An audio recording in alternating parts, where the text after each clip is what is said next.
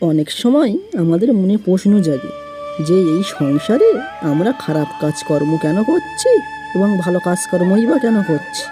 সেই সম্পর্কে ঠাকুর শ্রী শ্রী রামকৃষ্ণ পরমহংসদেব বলছেন, সংসারই অরণ্য, এই বনে শত রজস্তম 3 গুণ ডাকাত, জীবের তত্ত্বজ্ঞান কেড়ে লয়।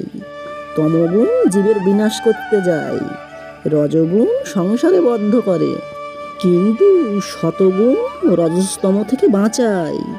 শতগুণের আশ্রয় পেলে কাম ক্রোধ এইসব তমগুণ থেকে রক্ষা হয়।